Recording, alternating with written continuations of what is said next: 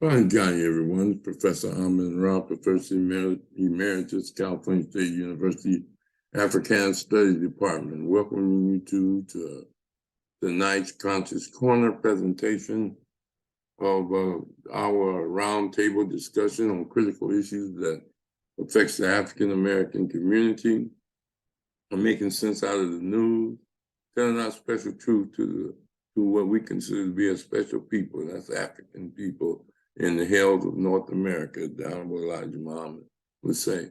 So we want to welcome Brother Mshinda from deep in the South, and Brother Rahh, and hopefully others will chime in. But at the same time, we just going to have a courageous discussion about critical issues facing Black people. First, we're going to start with good news. Anybody have any good news? And then frontline, good news or frontline. Frontline means examples of our Black people standing up and resisting oppression, their threat to democracy, their threat to voter suppression, their threat to economic disparity, standing up to those things. Good news is our victories of people standing up, and accomplishments and achievements of excellence and beauty in art, music, and other things. Rahh, you want to start? Yes, I have good news. We have expanded our podcast output here, and we have Sister Making It Happen with a financial literacy podcast on Thursdays at 6. And I'm glad that she is willing to do that. And it's just a beautiful thing that people give their time to encourage change and learning. And it's just a good thing. So that's the good news I have. We have another podcast on Thursdays at 6 with Sister Making It Happen as the host. Financial literacy. That's important, because in order to understand anything, you got to understand its terms, what the words mean, what a subject. To understand the subject, when it comes to financial literacy, understanding what is written and what is spoken about economics and finances is very important. And so I want to commend Sister Making It Happen for taking on that challenge, because that was lead to economic development. More educated you are. And it's good we focusing on that as an African-American people, because our African-American women, according to the state of Black America, Manny Morrow was saying the leading entrepreneur group is Black women for this past year, according to their data. And that's a very important thing, doing hair, doing nails, making various clothing and things of that nature. So we deeply appreciate Sister Making It Happen for making that happen on our podcast. And we urge everyone to tune in on Thursday at 6 p.m. to give her to get her lessons and get her understanding, ask her questions, and get clarity on various forms of terms that we can put with an understanding as if you're talking to a 4-year-old, so we as a people can begin to understand what finances is, what debt is, what all those things pertaining to finances. Financial organization, business plan. What is a business plan? How do you get a nonprofit? All those things are part of financial literacy and the challenges that it goes with. So we want to thank Sister Making It Happen for that. Mshinda, what about the Deep South? Any good news? Well, not so much in the Deep South. It's some couple of critical things that's going on, but on the positive tip, on the nationwide, the Pell Grant, the financial aid for students that's trying to get into our community and community colleges and universities, they're increasing the Pell Grant by $500 in 2023, which is a good thing. I know for our students here in Louisiana, especially where I work at, that's going to help them out even more. We have a pretty low tuition. We're considered below the Southern average, and so I know that our students are going to benefit from that. Our kids, our African kids in the community, are going to benefit from it. Uh, Maybe keeping a lot of them from having to take out loans. I try to discourage, loans because they have to pay it back. We understand that when there's free money available, we got to do what we got to do sometime. And I don't know what's going on in individual households. They may need to get a car fixed or something like that. And sometimes you need to get a loan, a low interest loan, to. You went on mute. You hit the mute button, Mshinda. You're on mute. Think he can come back? Rashiki? I'll give him a call. Oh, there There you you go. go. You was on mute for a little while, Brother Mshinda. Okay, I was talking about the Pell Grant. There's going to be an increase Yeah. of $500 in 2023, which is going to benefit a lot of our children, a lot of our young adults, our older adults that go to the community college or university. And like I say, at the community college here, well, most schools, our people rely on those financial aid to go to school. I wouldn't have been able to go to college and graduate without financial aid. So I'm happy to hear that there's a $500 increase. Of course, we would like more, but at the end of the day, there is an increase. And so I encourage students to apply. A lot of them don't know about financial aid. I'm one of the frontline people that are here to try to enlighten them about, the ones in the community. Let them know that there is money available, that you don't have to pay to go to school. We're below the Southern average. We have a pretty good tuition rate compared to a lot of other schools. So it's definitely going to benefit this community and the surrounding areas, and also the ones that go to state universities.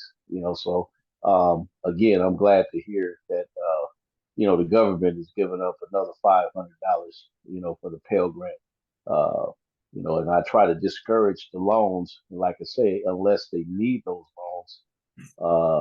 Like I was saying, I don't know what I'm repeating, but I say sometimes families or individuals need those loans to get a car fixed, get a low interest educational loan to, use it for whatever they need it for in order to be successful. So I'm all for that. But like I was giving Sister Making It Happen her props in terms of trying to promote financial literacy, because what I find is a, a lot of people, most that come into the school, and when we're talking about financial aid, they're not getting counseled by the financial aid person at the school in terms of, hey, the goods and the bads, the do's and the don'ts about, financial aid, especially when it comes to these subsidized and unsubsidized loans. So again, I don't know, like the commercials say, I don't know what's in their wallet, but I know that I try to discourage them from getting those loans unless they really, really need it. But a lot of them thank me because they didn't know they had to pay a loan back, or they just didn't look at it from that perspective. So that's something positive happening global, nationally on the educational front. But on the local front here, still, the struggle continues. The city council and the young mayor that the brother that they elected, they're constantly battling. Some of the council people are beholden to the white establishment that's been in power for a long time, and so it's a tough nut to crack. When you're down here, people are convicted, with their behavior, and but all I can do is try to do my part and encourage everybody to kind of work together. So I plan on going to. Matter of fact, I believe there's a city council meeting It might be tonight. I wasn't gonna go tonight anyway. I just got back in, and but I plan on in the future, going to the meetings, and if I need to speak up and make my point, and I know a lot of the council people as well. So I plan on trying to make my you know my sentiments known. But that's it right now. That's good. And you're right. Financial aid is essential to many African people, not only in Louisiana, all over. And the consequences is that becomes the biggest deficit because we have so many outside issues to use the money for. That's for your sister and you got a baby and you're trying to go to college. Community college is the best deal. And you want to try to encourage people, not, as you said, to get grants, but sometimes they just, they make it so easy. They give you credit cards on when as a freshman, and you get more and more in debt. They start you off with $500 credit line, and next thing you know, you're behind, and it affects your credit for years, and you can't file bankruptcy on financial aid. And it's one of the biggest deficits. But at the same time, it's the biggest asset for many people. And learning how to use it correctly is very essential. So I'm glad you brought that up. And then they started where you don't file for financial aid on the college campus anymore. You have to file straight to fiscal, FACA, or something. Is that correct, Mshinda? Yes. Well, yeah, no. Well, in these parts, we're blessed to have a lady that come to the campus every Wednesday. She's out on a leave right now. She's had surgery, and I wish her a speedy recovery. And she seems to be coming along. But basically, there's a government funded program that pays individuals that come from the university, and what they do, they have an office at the university, but they're charged with going to various community colleges and assisting people with filling out their financial aid application. And not only does she come there on campus, but when she's away from the campus, she comes on Wednesdays only. However, in her absence, there's somebody else available at another campus, and they can. And so, in other words, if I have someone walk in the office and need help with their application, I give out that phone number, and the lady will help them over the phone. And the one I was talking about that had surgery, she was the one, she would do it as well. They would pull it up and do the application over the phone because a lot of our people don't have computers or internet or that type of thing. And I promoted big time, and they've been approved for another 5 years. Well, that was about a year and a half ago where she was approved another 5 years on that program. They approved the grant to continue to do that. I guess it's coming from the federal government, the money. And Yeah, but so yeah, what I'm speaking of is that the qualifications used to be done on campus. That's why they used to have financial aid directors, financial aid. Now all they do is assist you in filling out your application, but you have to send it in along with your information, and you be approved by the state. That's what's going on in California. I don't know if it's going on in no, Louisiana. no, no. What they do is they fill out. They do the federal. They go to studentaid.gov, studentaid.gov. They fill out the application and they put the school code wherever school in America that they going to. Then once Yeah, the federal government gets it, they send it to. We have financial aid officers at every campus. All the universities and campuses have financial aid officers. They send it to the school, and then that officer has it in their database, and then the student hooks up with them, and they kind of go over if they got to turn in some extra forms and things like that. So yeah, but it's not approved at the campus level; it's approved by the federal government. yeah, and that throws a lot of people off because you know, well, anyway, there's ways we used to get financial aid by just working with the financial aid director, getting extra loans and stuff. But now they want to approve those things. But that's a good report, Mshinda. I got a couple good things. One, Philadelphia is very progressive as a city.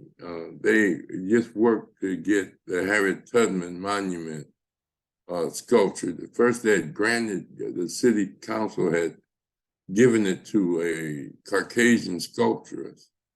And the Black community raised up and said, well, why didn't you open it up for bids? And why did you just hand it to this guy to do a Harriet Tubman sculpture? So they demonstrated, and eventually they withdrew the contract that they had offered to the Caucasian, and they opened it up for bids, and 3 Black people, 1 woman and 2 brothers, who are renowned sculptors, won the bid. The Caucasian wanted to say he was a victim of racism. And so, but anyway, that's a good victory for Philadelphia.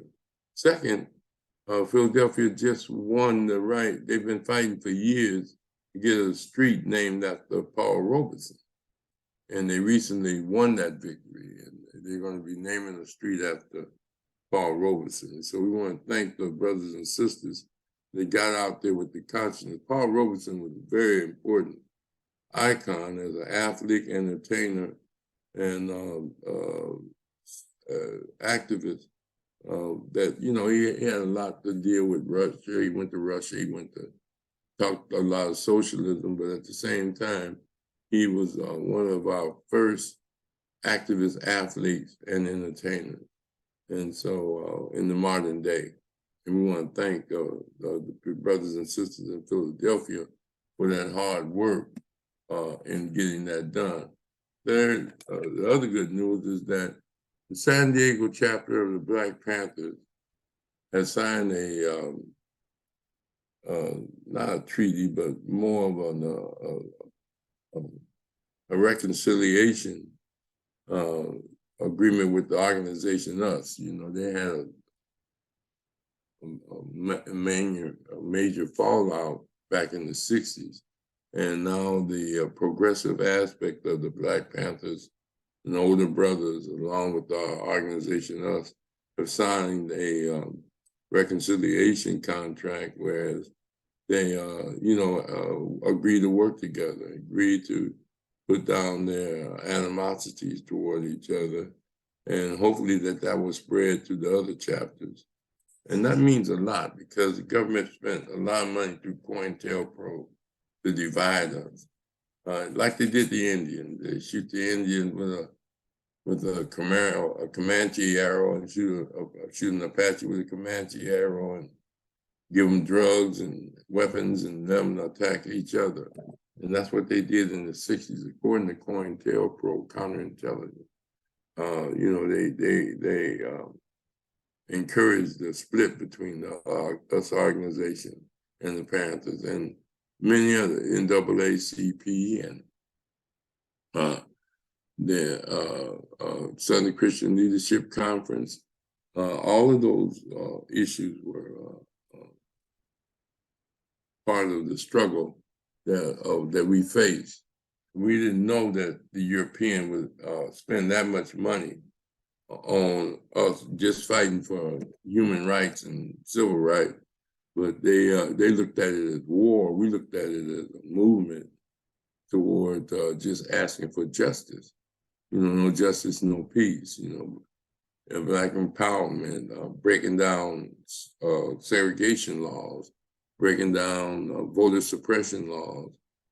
Those are things we were fighting for, but they looked at it as an infringement on their power, and they released a military apparatus. COINTELPRO is a military term, and they spied on Martin Luther King. They spied on, they infiltrated every organization and created with agent provocateurs to provoke violence, provoke discourse with each other, and created the commotion that look, they killed each other. We didn't do nothing, but they were the ones that's that's doing that. Second, on from the front line, we got this brother Jalen Walker out of Ohio, who was shot over 46 bullets, and the people are demonstrating. His family, matter of fact, they're going to shut down public schools tomorrow because of their fear of possible problems in Ohio, because they didn't indict none of the officers for shooting his brother 46 times. He was in a high-speed chase, and then they said they thought he shot at them out of his car while he was driving. And then when he pulled over, he jumped out the car and ran. They ran behind him, and they shot him 46 times and thought that when they went back, they found he was unarmed. But the state attorney general said no charges to be brought against none of the police officers. But then people are arguing that civil rights, violation of civil rights and all that type of stuff may come in. Then we're talking about Rahh, the 16-year-old kid in northern Kansas City, Missouri. In Missouri. He was shot knocking on the door, going to the door to looking for his siblings, looking for his brothers and sisters. He went on the wrong street. Sister making it happen. And he went on the wrong street, and he knocked on the wrong door. And the 80-year white man shot him twice. He's in the hospital. But the community then rolls up. They took the white man in, kept him there for 2 hours. He gave a statement. And they let him go in 2 hours. They said they were unable to get a statement from the kid that was shot, but his family said they did get a statement from him. And so, that's going around and around. But the people rose up, and that's the reason now the district attorney did file charges of assault with a deadly weapon and things of this nature. They have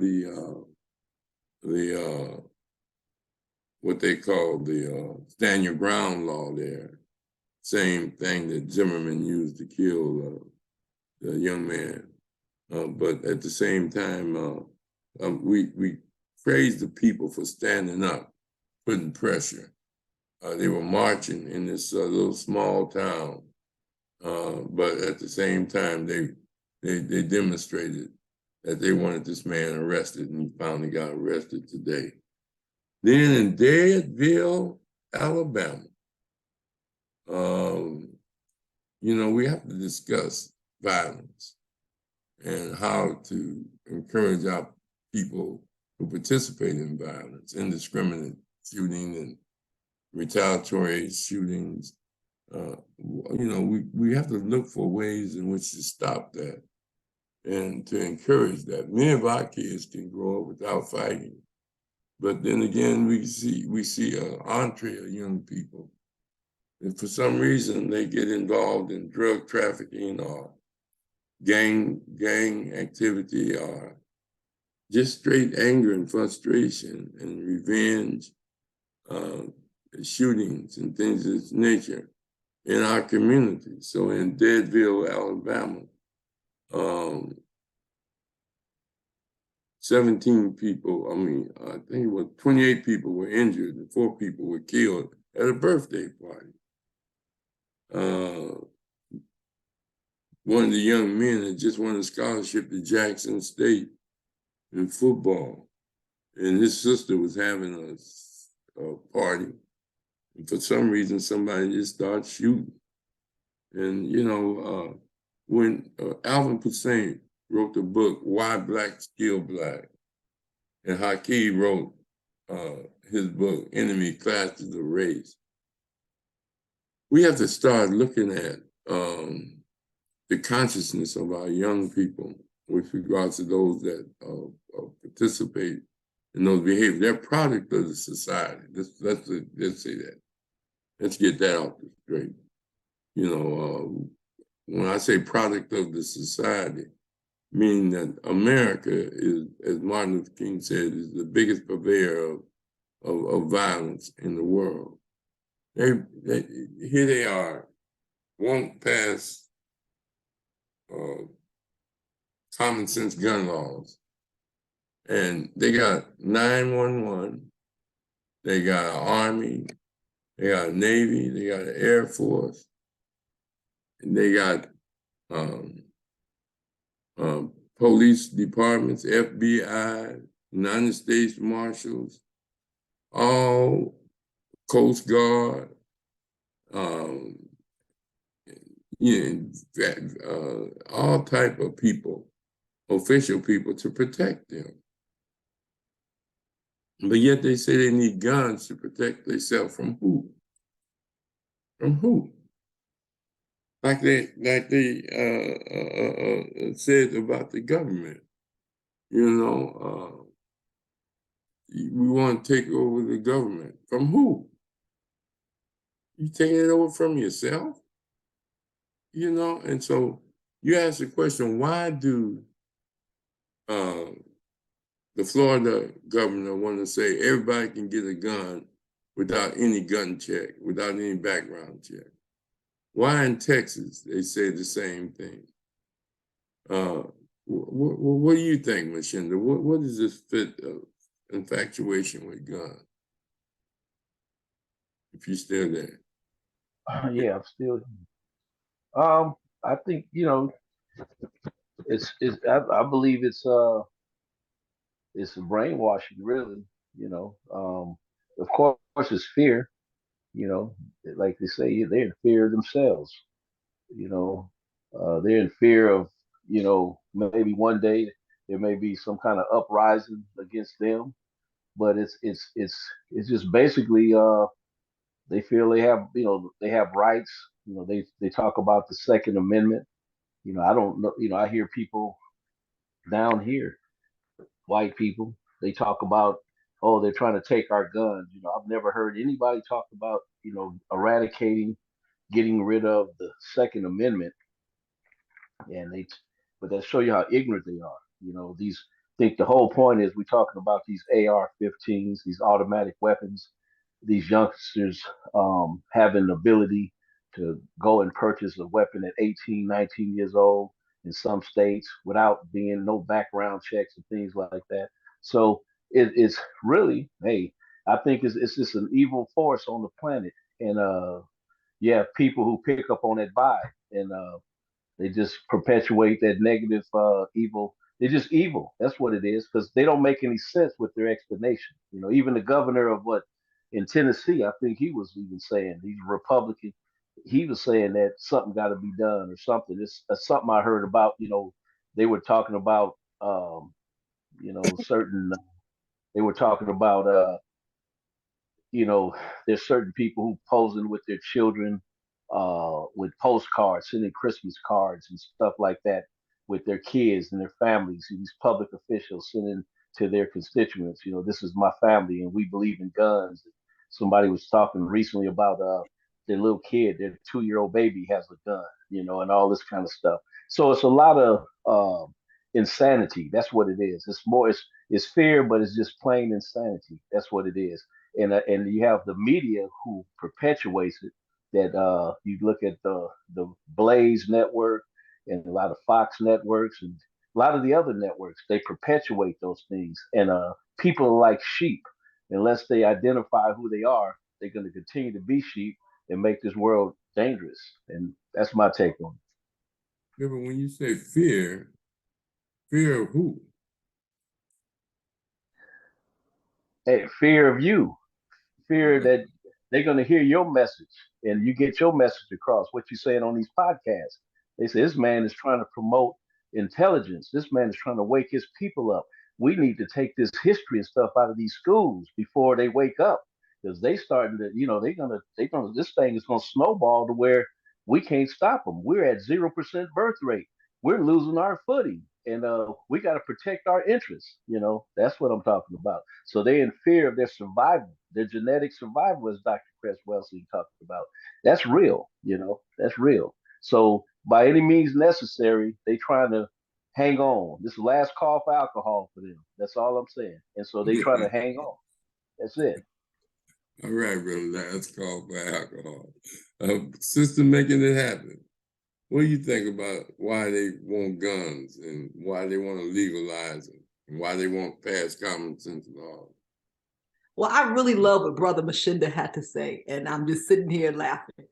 But I have to agree and say that it's definitely a fear of genetic annihilation and knowing that things are closing in. There's a lot of just footing or ground that's in jeopardy, perhaps, and just trying to hold on to a legacy more than anything, I would say. And that is that way.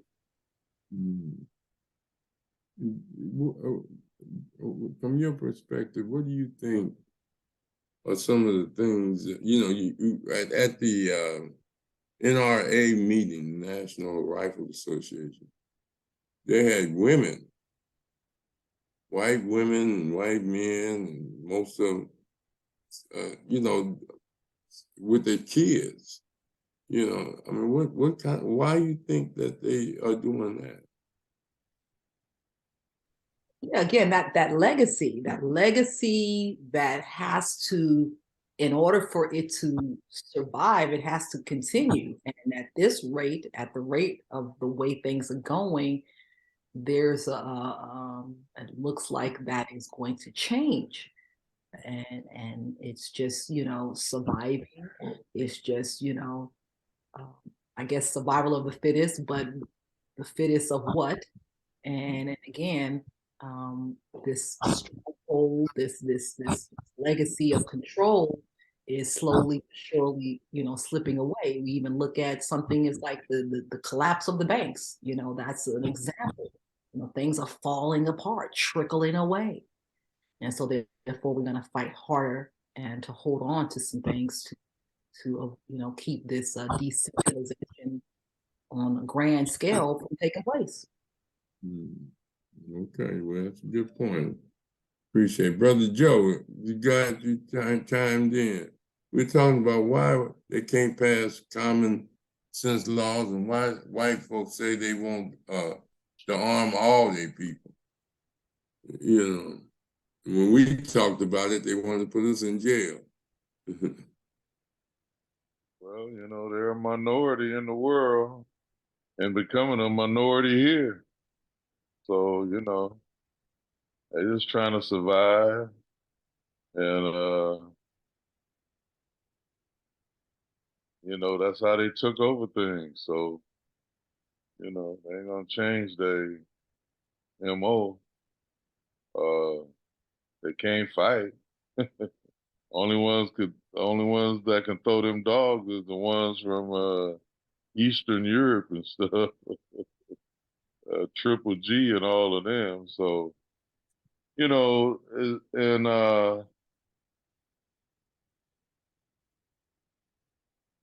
just trying to defend themselves and maintain what they've taken. That's all. And when we do it, they already fear us with nothing in our hands. So with us with some guns, they're definitely scared to death of that. Every show that's had a brother with a gun lasts about a month. Like Hawk, for one, when Hawk was out, had a brother had that long 357 6-inch barrel. He shot a couple of white folks. They took him off. And I think it was one more. I can't think of the other one, but it's a lot of propaganda that plays into everything, and we look at that television. So many of us think that's true, You know, we kind of buy into some of the stuff, the value system that's been put on us. It's been on us so long. But, you know, guns is money. It's business. It's money. Always has been. Even before they came over here, like Germany. Germany was a big munitions maker during their heyday, you know. And now others are taking over. They really and they know that, you know, that the Asian is pretty much taking over the world, or can, if they ever unite, the rest of the world in a world of trouble. But they don't get along. You know, they kind of like us. Can't get it together. Won't unite on anything. But there's so many of them.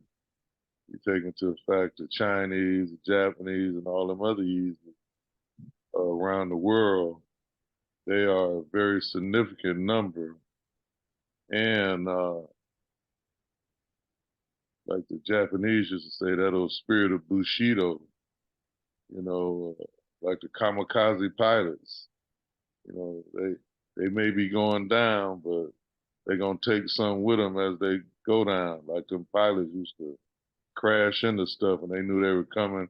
Instead of ejecting from the plane, they go right into it and blow something else up. So, but like I say, they've never gotten along, and they still not getting along right now.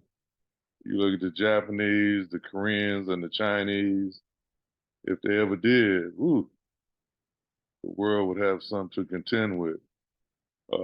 And you know, Mr. Charlie see that too. He ain't blind.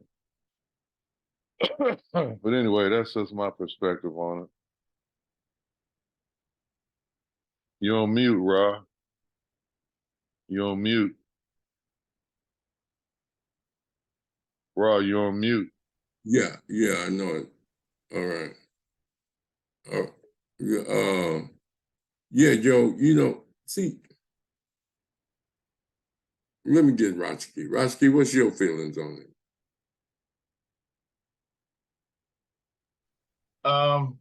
Man, if you take a look at Donald Trump, he's the overt militia leader.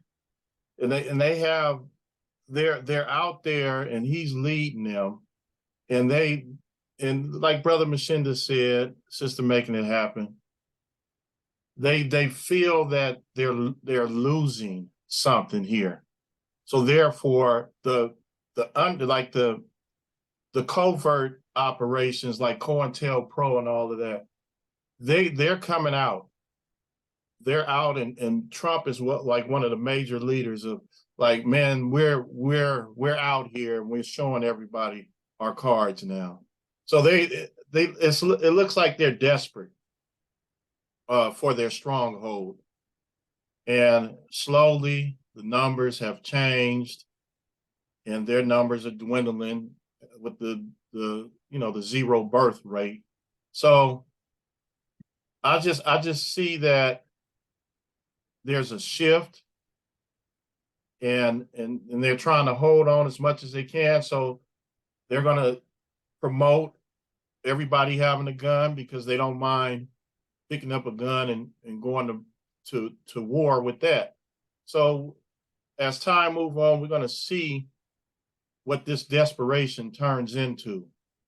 And, you know, and the more literate we get, it's going to even make things better, or it could get really worse with their attack. So we'll see what's going to happen.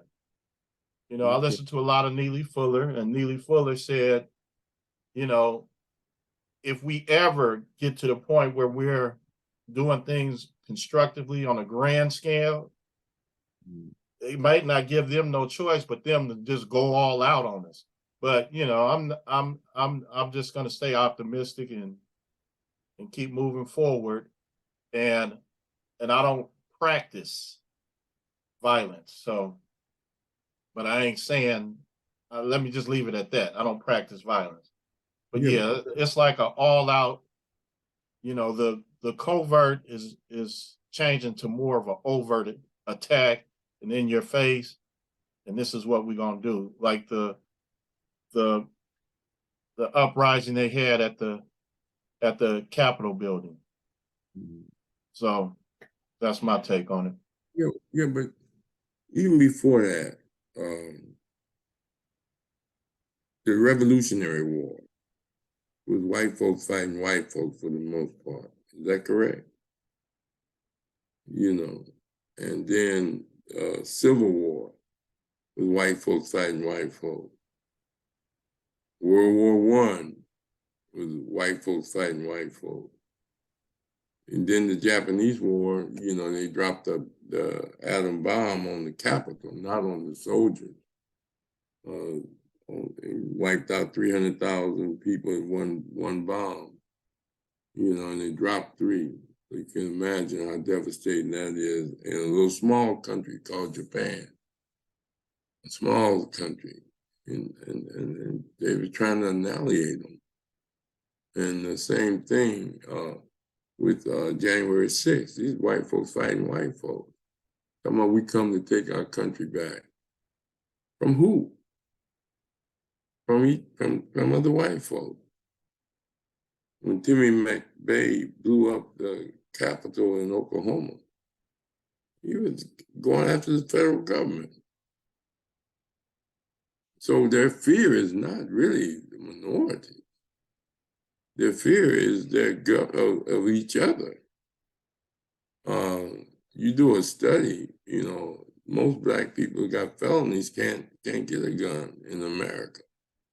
I mean, you got, as Joe and Rahh keep saying, gun shows where you can buy a gun in the parking lot, buy a gun without any background.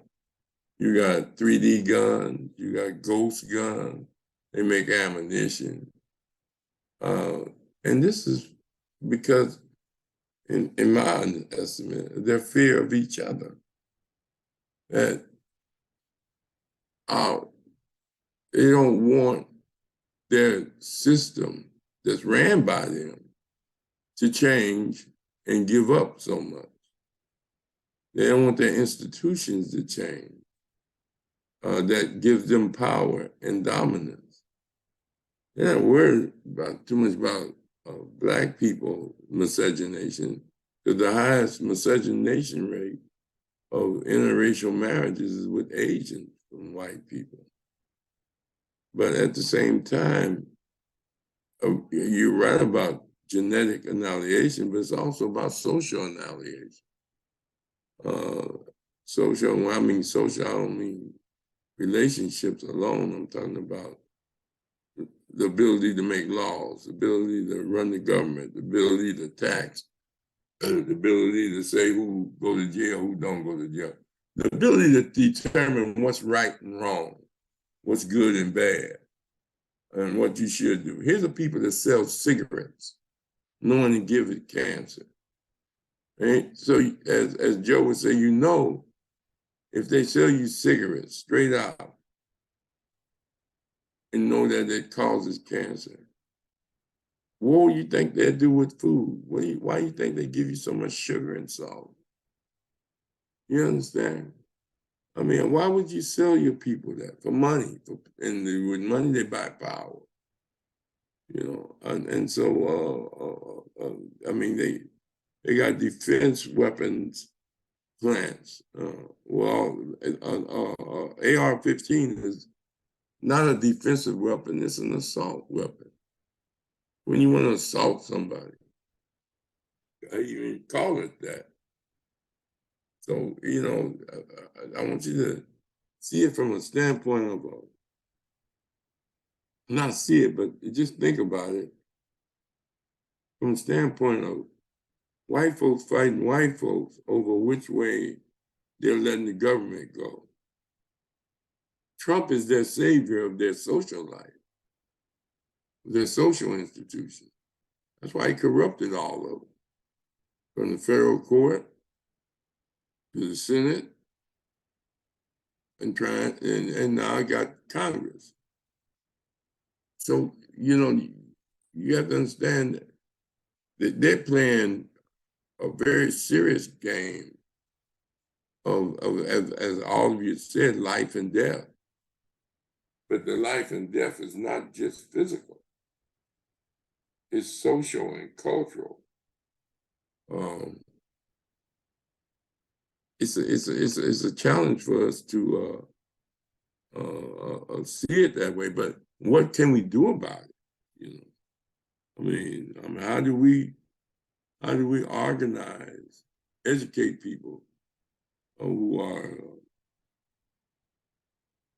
thinking that, you know, like ain't gonna never be an earthquake.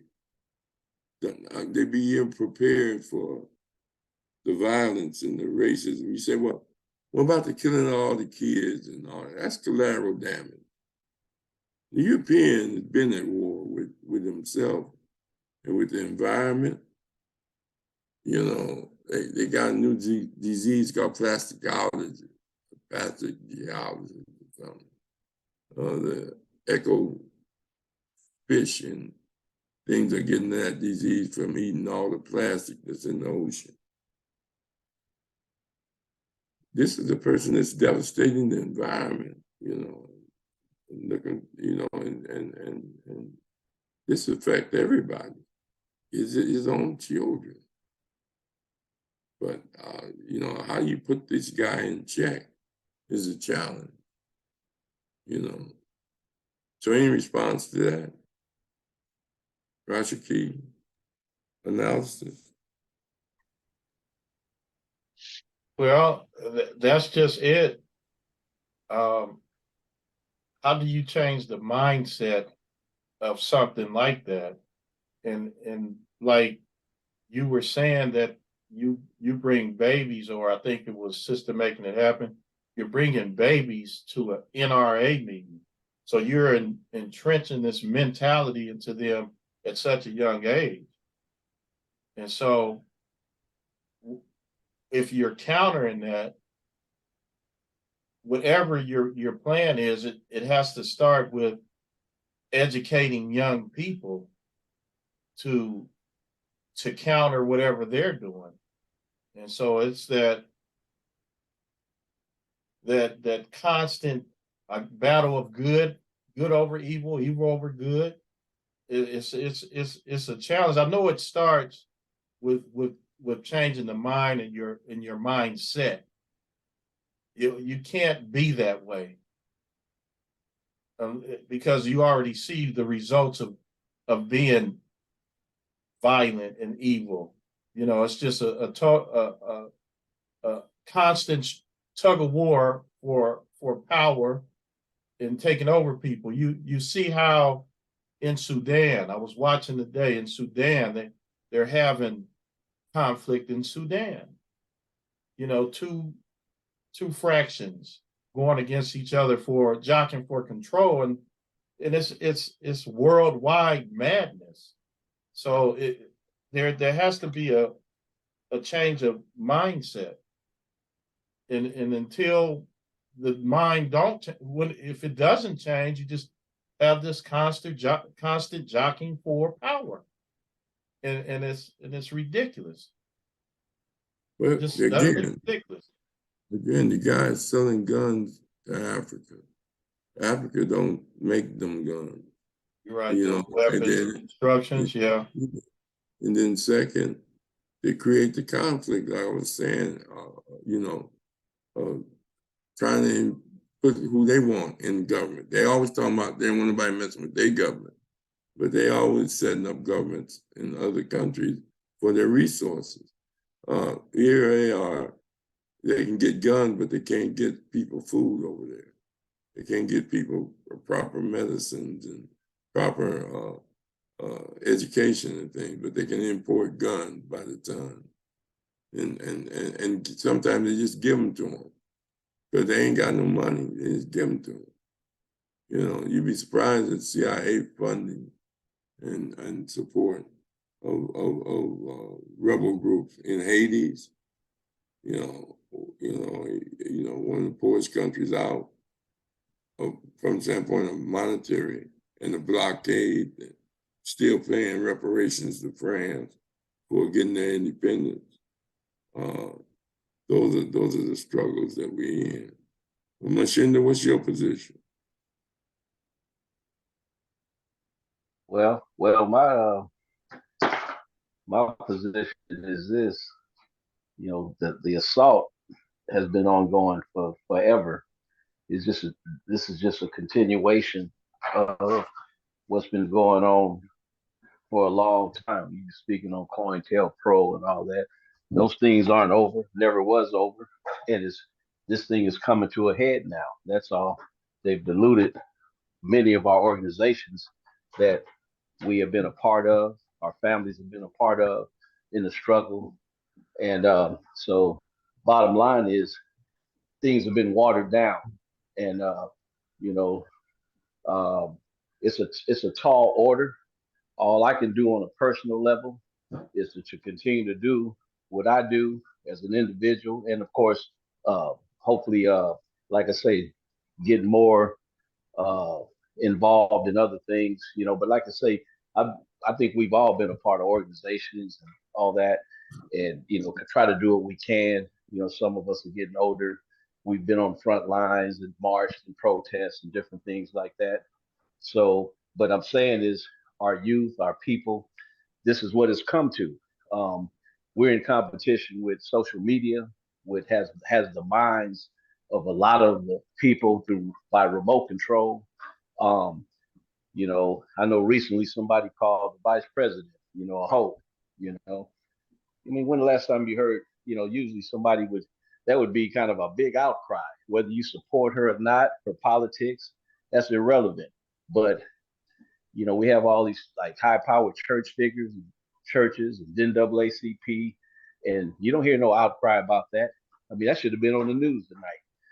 I mean, I'm just saying in the past, I'm talking about, one of these uh, puppets that be on some of these shows.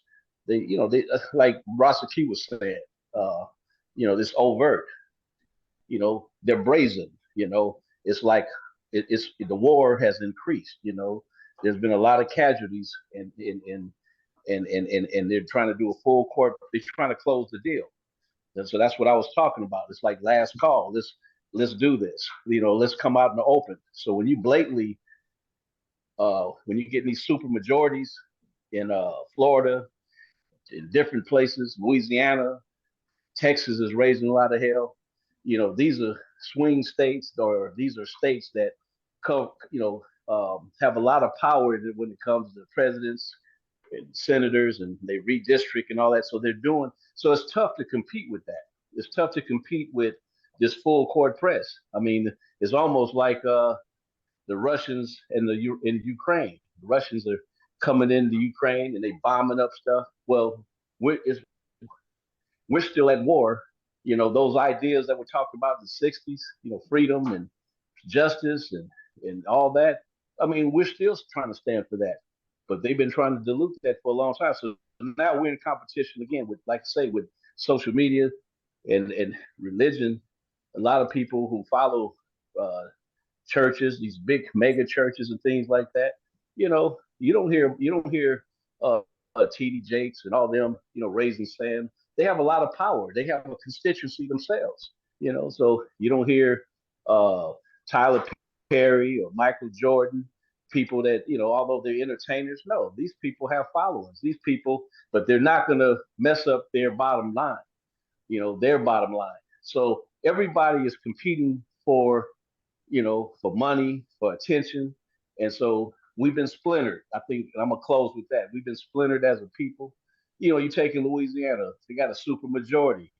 What that means is the governor, he's a Democrat and he's on his way out. They're gonna put a Republican governor in there soon, and when he's gone, they're gonna really have the super majority. But they have it now in the House and the Senate, and they'll override and veto anything he can veto, and they can override him now. That's what supermajority is, and so they're about to unseal juvenile records. The guy who's running for governor in Louisiana, he's proposing and backing this lady, Representative Billio. She's Louisiana's House of Rep.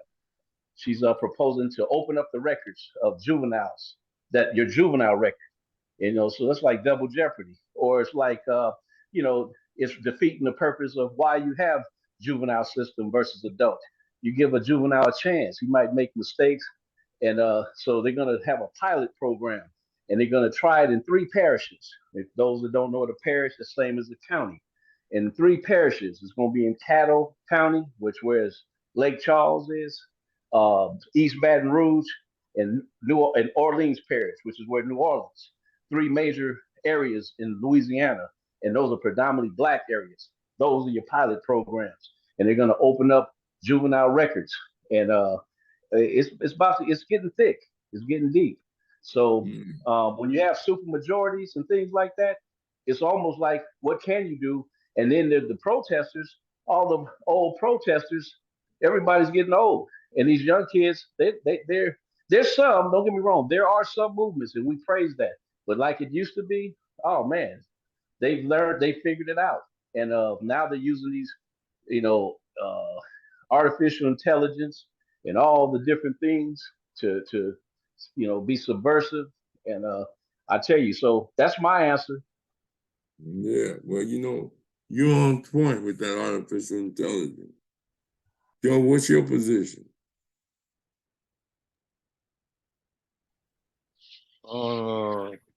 Some specifically, I wanted to address when you and Rashaki were talking about the arms situation, and you were talking about, Africa ain't bringing no guns, and how they give the guns to create the scenario for us to do it to ourselves. I remember I have a video called "A Fire This Time," and it talks about the rebellion in '65 and '92, where the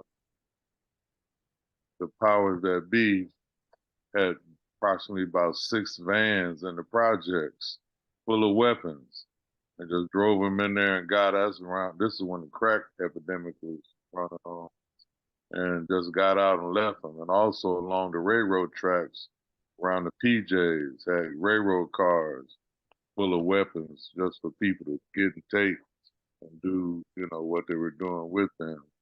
And, that's just how they do in these particular countries, where they're trying to get control of the government.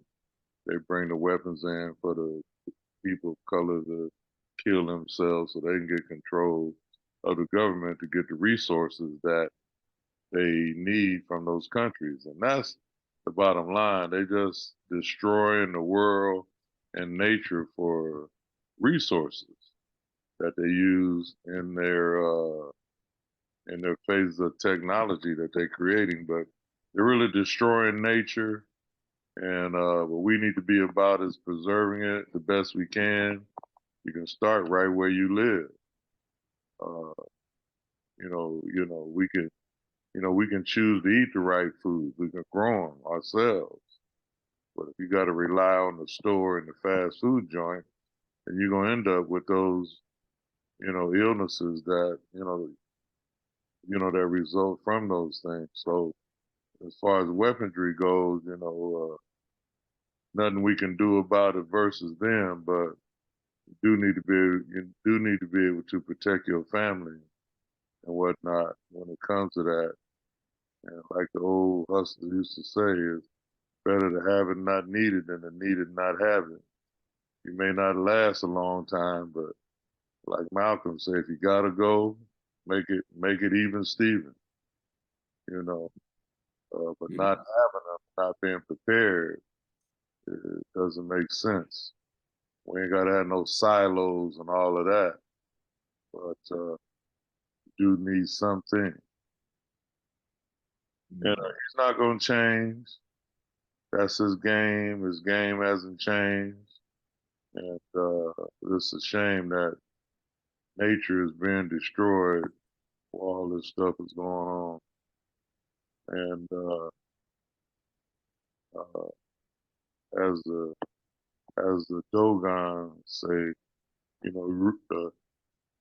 Urugu is something else, and that's who he is. And those of you that don't know what Urugu is,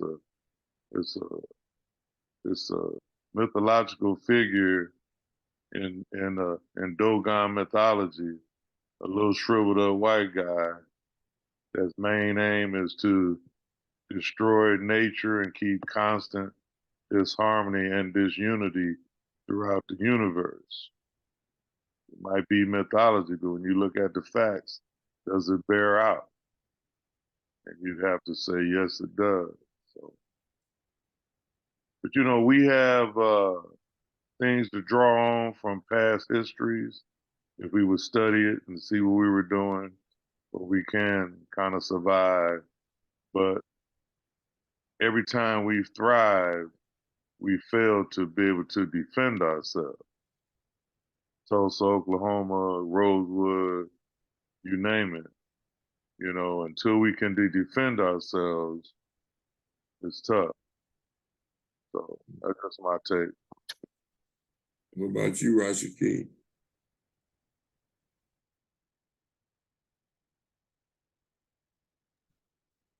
I'm just taking it all in, Rob. It's interesting comments, and I'm taking the position of educating, changing the values, the mind shift from negativity to positive, from violence to peace, conflict resolution, things of this nature. Our brains are very powerful, and we could use them to foster, you know, natural, good living. Like Brother Joe was saying, growing good food.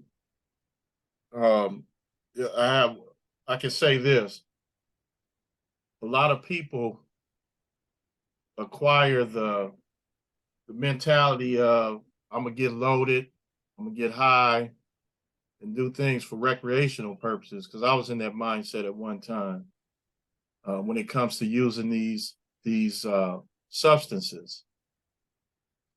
If it has no benefit for you, people need to change and stop using these agents that doesn't do anything for them but destroy them. See, that we got to change the mindset, and that's what I'm talking about in a nutshell. We have to change, and I've been doing it. I've been successful, and it's still a challenge because I got years and years of bad tread. But you know, I'm working. You know, the discussion was very stimulating, in my opinion, and as it always is, this was sort of like a continuation from last week. We have guests coming up on the 24th and the 1st for Conscious Corner. And Professor Rahh will alarm us of that on Wednesday. Brother Mshinda, any last words? No, just appreciate the evening tonight with you guys, and we'll see each other again. You know, thank you. All right. Brother Joe, anything? Any last words? Well, you know, what hurts me now more than doesn't hurt me, but concerns me more is we're so scattered now. I don't know how it is down in Louisiana, Brother Mshinda, but here in Cali, we don't hardly even have any black neighborhoods anymore. You know what I mean? We're so scattered out. And that's a concern of mine as far as uniting goes. Uh, you talk about civic governments and all of that, but we're so scattered, you know, that we really can't control that. And even in LA, black people have never been no more than 17% of the population in Los Angeles.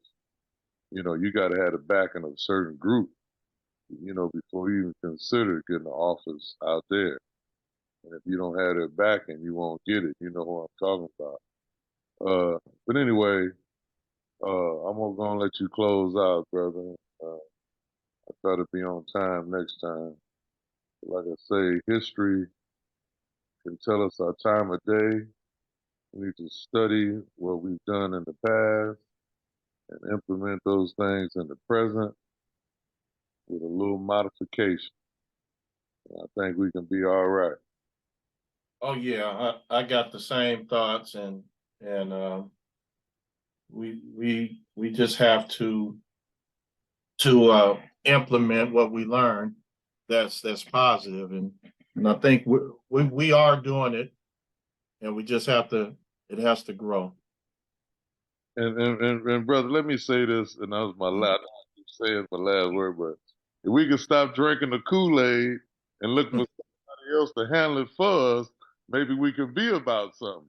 That's a big holdup, and I'm through. Well, I know that there are spiritual systems that look towards a savior, and I have the mindset that the savior is within you. It already exists in you. You just have to be able to tap into those sources to bring that greatness out. It's not outside of you, it's in you. It was innate, inbuilt in you. That's my argument. It's you have it, so why not use it? I've been proving it the past 20-some years, because I've been slowly empowering self. You have the know thyself, Brother Joe. That self is so strong. You just have to tap into it and start, like you said, learning some of the ancient ways, and looking at and observing and applying it, and it's mathematical and logical. It's all there. But when you have all of these things, like Brother Mshinda be talking about, all of these distractions, and you fighting against the dumbs, it's wild, man. But I'm just glad that we have a unit that comes on weekly that discusses things of this nature to empower and let it spread. So we just got to keep doing it. And I know that you can move covertly, but we have to move overtly with righteousness and justice and logic, all of that, nature. So that's what we do. And I just appreciate all of you guys coming out to have our church, because this is our church. Things that make sense, things that are logical, things that actually work.